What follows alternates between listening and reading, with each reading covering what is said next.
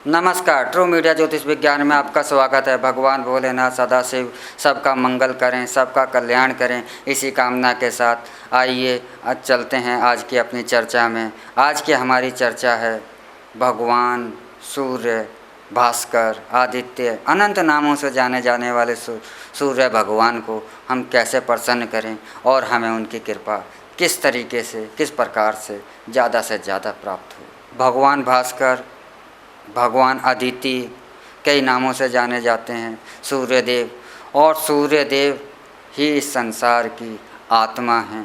हमारे ज्योतिष शास्त्र में सूर्य को आत्मा का दर्जा दिया गया है। इस हमारे जो ब्रह्मांड है, जो हमारा संसार है, इसकी आत्मा भगवान सूर्य ही हैं। सूर्य को प्रसन्न करने के उपाय, और सूर्य जहाँ प्रसन्न होते हैं वह, जिस पर सूर्य की कृपा होती है वह तो स्वयं सूर्य के भांति ही चमकता है।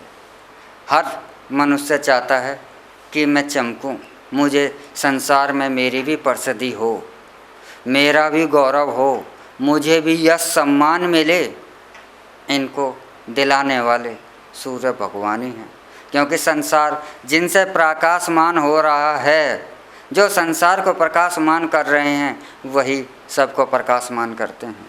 तो सूर्य भगवान को प्रसन्न करने के लिए सर्वप्रथम आपको एक और उपाय बताता हूँ। सबसे अच्छा उपाय सूर्य आराधना है।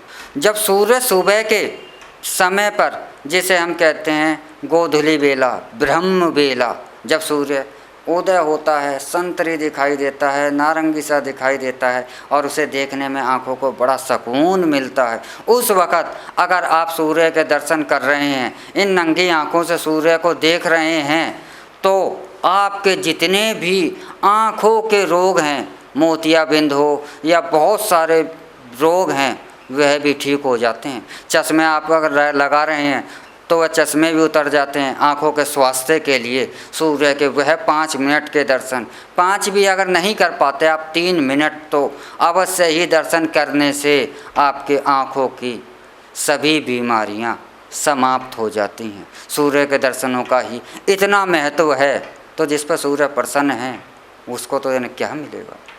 और अगर आप उस समय के बाद अगर सुबह के थोड़ा सूर्य उदय हो जाते हैं, जब वह पीले से पन पर आ जाते हैं, उस वक़्त आपको सूर्य के दर्शन इन नंगी आँखों से नहीं करने हैं।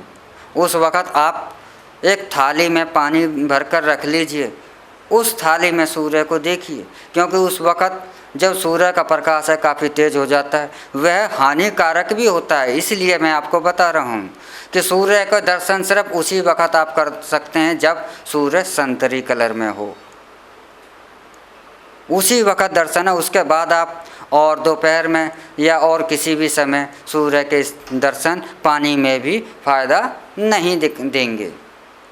सूर्य की आराधना के लिए सुबह मनुष्य ब्रह्म मुहूर्त में उठे, यानी कि सूर्य उदय होने से, सूर्य को प्रकट होने से पहले मनुष्य आदमी को नहा धो करके सब चीज़ों से तैयार हो, सभी सुबह की जो क्रियाएं हैं उनसे निवृत्त हो कर के एक लोटे में आप जल लीजिए और उसमें हल्दी डालिए, थोड़े से चावल भी डालिए और थोड़ी सी मिश्री भी डाल लीजिए, और भगवान भास्कर को पूर्ण हृदय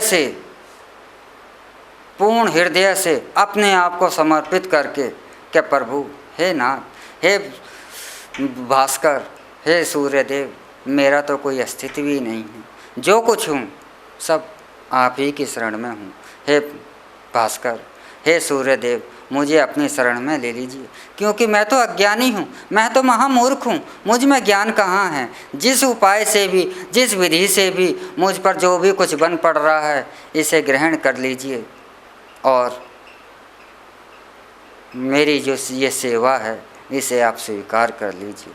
बस ऐसी प्रार्थना हो हृदय से, क्योंकि भगवान जो हैं कभी आपके भौतिक पदार्थों को नहीं भूलते, वो तो सिर्फ आपकी भावना को ग्रहण करते हैं। भौतिक पदार्थ तो आपके पास ही रह जाता है, लेकिन जब आपको ईश्वर को, भगवान को कुछ भी आप समर्पित कर रहे हैं तो जो आपके मन में हृदय से जो भाव उठ रहे हैं, जो समर्पण के भाव हैं, भगवान उसी को स्वीकार करते हैं। तो आप एक लोटा जल अवश्य ही, लेकिन जल चढ़ाने की भी विधि आप सुन लीजिए कि जल आपको दोनों हाथ सीधे और जो सूरज जो लोटे की पर जो तला वो किनारा होता है उससे आपकी सूर्य की किरणें प्रकाश से टकरानी चाहिए, क्योंकि जो सूर्य से जो प्रकाश से जो किरणें आती हैं तो जो प्रकाश से छनकर जो सूर्य की किरणें हमारे मस्तिष्क को टकराती हैं तो वो हमारे मस्तिष्क को बहुत ज़्यादा बलवान बनाती हैं, हमारे मन को बहुत ज़्यादा ताकतवर बनाती हैं।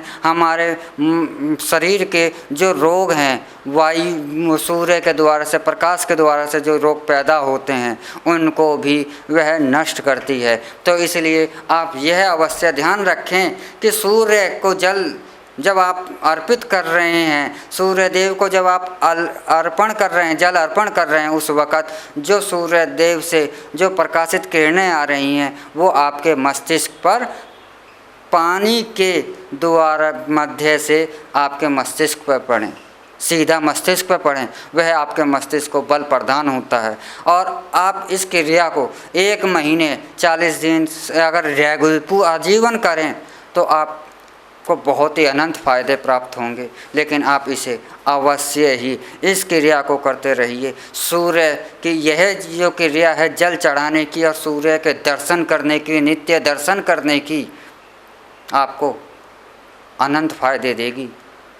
आप स्वयं करके तो देखिए, आपको खुद पता लग जाएगा कि मेरे जो कितने सारे जो डॉक्टरों को जो मेरा जो बजट जा रहा था, जिससे मेरा बजट बिगड़ रहा था, वह भी मेरे लिए फ़ायदेमंद हो रहा है। मेरा मस्तिष्क जो चिड़चिड़ा रहता था, डिस्टर्ब सा रहता था, वह भी मुझे फ़ायदेमंद हो रहा है। मेरे को जो आलस था, जो मेरे को व्यापार में जो डिस्टर्बेंस थी, मेरे जो कारोबार उथल पुथल हो रही थी, उसमें भी कुछ आनंद मिल रहा है। यानी कि कुल मिलाकर के आप प्रसन्नता की ओर, शांति की ओर, आनंद की ओर अग्रसर हो जाएंगे।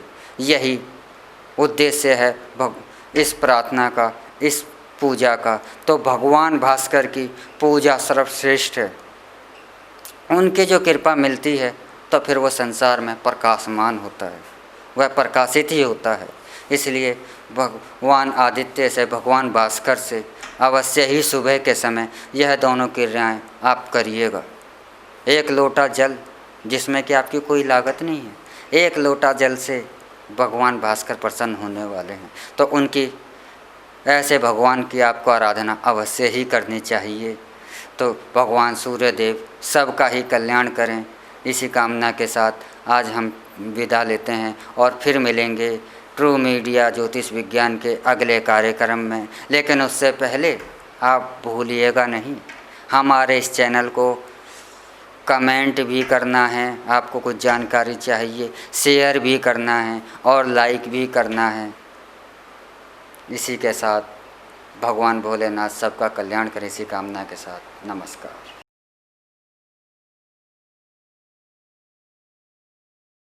अगर आप ये वीडियो YouTube पर देख रहे हैं तो हमारे चैनल को सब्सक्राइब करें और बेल आइकन को दबाना ना भूलें। अगर आप Facebook पर ये वीडियो देख रहे हैं तो हमारे पेज को लाइक करें।